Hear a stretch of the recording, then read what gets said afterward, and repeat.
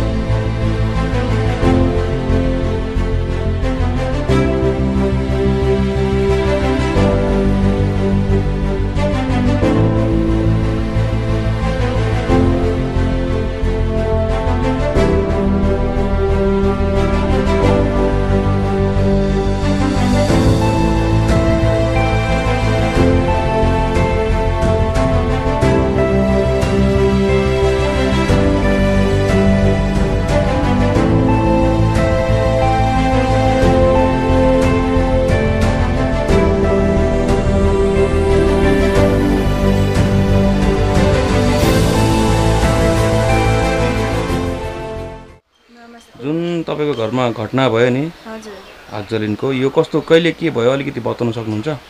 9 तारिक राति 8 बजी त्यसरी मामा घरतिर जाँदै थिएँ। अनि ताला मारिहेरी गएको थिएँ एउटै बत्ती बालेर। भरे त त्यहाँ आधी बाटो मात्रै पुगेको थिएँ। छोराको फोन आएर भन्नु थाले, मम्मी घरमा त आगो लाग्यो अरे भनेर। कुदेर आउँदाखेरि त पुरा आगो लागेर केही थिएन। पुरा हेर्नु पनि नसक्ने अवस्थाको आगो लागेको थियो। मान्छेहरू पनि कोही छेउमा नआउन सक्ने। अनि त्यतिकै हेर्दा हेर्दै म त बेहोस भएछु। मलाई त हस्पिटल पुर्यायो। बिहान लिएर आएको मान्छेहरू आउँछन् भनेर। अनि यहाँबाट बिडिओ अफिसबाट पनि आएको थिए। यो कम्मलहरू दिएको छ, प्लास्टिकहरू, डेक्ची कराहीहरू दियो। अन्त चामल दिनुभएको थियो। चामलहरू यस्तो रासनहरू ल्याइदिनु भयो। अनि अब त्यो नाम चाहिँ मलाई थाहा भएन। एकजनाले 10,000 दिनुभएको छ, एकजनाले 5,000 दिनुभएको हो। त्यति चाहिँ सहयोग दिनुभएको छ। त्यसको लागि उहाँहरूलाई पनि धेरै धेरै धन्यवाद भन्न चाहन्छु। कतिको नोक्सान भयो तपाईँको यो आगजनी घटनामा? भयो नि 4-5 लाखको त सामानै थियो। 3-4 लाखसम्मको सामान थियो। किनभने हाम्रो सिलगढीमा कफी सप थियो, छोरीले खोलेको थिए। त्यो सामान सबै ल्याएर यहीँ राखेको थियो। अनि घरै थियो 3-4 लाख जस्तो। सामानहरूमा के सुन चाँदी कागजपत्र जल्यो? कागजपत्र त केही पनि रहेन, सुन चाँदी पनि केही रहेन। खोजेको पनि पाएनौँ। घरमा कतिजना बस्नुहुन्छ? 4 जना छौँ, छोरा, बुहारी, म, नाति। केही भयो त्यो आगजनी घटनाले? कसैलाई केही आहत भयो? कसैलाई पनि केही पनि भएन। किनभने बुहारी माइत गएको थिएँ नानी लिएर, छोरा अब बाहिर, म उहाँमा बाजे घरमा सुत्न जान्छु भनेर राति जाँदै थिएँ। अन्त यस्तो खबर सुनेर के गरेर रोजीरोटी चलाउनुहुन्छ त? लुगा सिलाउँथेँ मैले। छोरा भर्खरै गएको 3-4 महिना भयो केरला। पुरा कस्टमरहरू त राम्रै आउँथे। त्यसले नै काम गुजारा हुन्थ्यो हाम्रो। छोराले पनि पठाउँथ्यो। त्यही सामानहरू जोड्दै राखेको थियौँ। छोरीले जोडेको थियो। बगानतिर नाम छ? छैन। अहिले सरकारले के सहुलियतहरू घर बनाइदिन्छु केही भनेको छ? घरहरू त बनाइदिँदैन अरे। त्यो सामानहरू कति भएको लेखेर लगेछ। यसो पाउँछ भन्दै थियो। 50-60 हजार कति पाउँछ भनेर चाहिँ भन्नुहुँदै थियो। तपाईँको दुःख सुनेर समाजसेवी आउनुभएको छ, तपाईँलाई सहयोग गर्छु भन्नुहुँदैछ, के भन्नुहुन्छ त? उहाँहरू त अब भगवान् भएर आउनुभएको छ। हाम्रो लागि एकदम मनबाट एकदम धन्यवाद भन्न चाहन्छु र उहाँहरूलाई पनि सधैँभरि नै। हाम्रो नवीन सहयोग फाउन्डेसनको बारेमा तपाईँले कसरी थाहा पाउनुभयो? रञ्जित भाइले भन्नुभएको थियो कि उहाँ जानुपर्छ, कसैले सहायता गर्दैन दिदी, हामी सिधै उहाँ नवीन छेत्रीको घरमा जानुपर्छ, उहाँले गर्नुहुन्छ भनेर हामीलाई लिएर जानुभएको थियो। तर उहाँलाई चाहिँ भेट्नु भएन। तर उहाँले खबर पाउनु भएर म आउँछु भनेर चाहिँ खबर पठाउनु भएको रहेछ र आइदिनु भयो। भगवान नै जस्तो हुनुहुँदो रहेछ। उहाँलाई चाहिँ एकदम भगवानकै रूपमा हामी हमेसा याद गर्नेछौँ।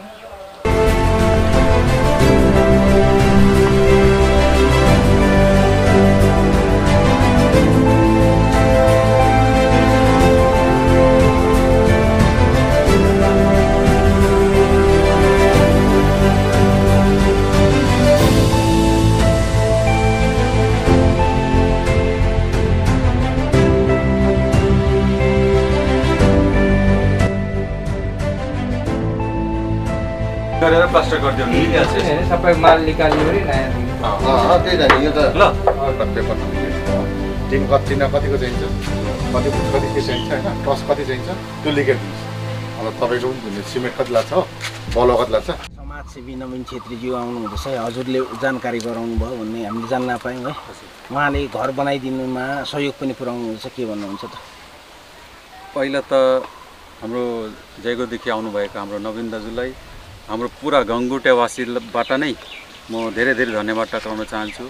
किनकि आज हेर्नुहोस्, आज गङ्गुटेमा हाम्रो यो बहिनीको घरमा दुःख पर्यो। दुःख पर्दाखेरि दाजुले आफूले सुनेर आफूले बुझेर उहाँ खुदै आउनुभएको।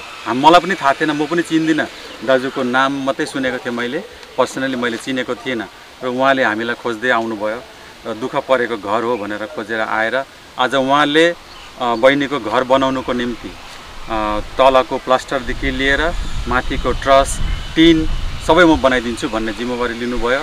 त्यस कारणले गर्दामा म मेरो जम्मै गाउँवासीको तर्फबाट नवीन दाजुलाई, स्पेसली हाम्रो नवीन दाजुलाई चाहिँ म धेरै धेरै धन्यवाद टक्राउन चाहन्छु। आज यो दुःखको घडीमा गाउँमा आएर यति टाढोबाट कष्ट गरेर आउनु भएर उहाँले मद्दतको हात बढाउनु हुँदैछ।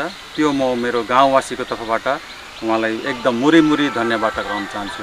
वर्षापुल्लो र जुन चाहिँ हाम्रो यहाँ गङ्गोटियामा घटना घटेको थियो र हामीले इभन मिडियामा देखेको थियो र हामीलाई हाम्रो भाइ यदि कालचिनीबाट उहाँले भाइले मलाई कन्ट्याक्ट गर्यो र दाजु नवीन दाजुलाई भनेर कति के सहयोग हुन्छ अलिकति आएर हेरिदिनु भन्नुभएको थियो भाइले र हामी आज टाइम निकालेर आएको छु र घरको अवस्था निकै नै खराब रहेछ र अभियसली हेर्दा दुःख लाग्यो। अब हाम्रो टिम छ जुन चाहिँ नवीन दाजुको क्षेत्रमा, नवीन दाजुको अन्डरमा हामी जे पनि काम गरिन्छ।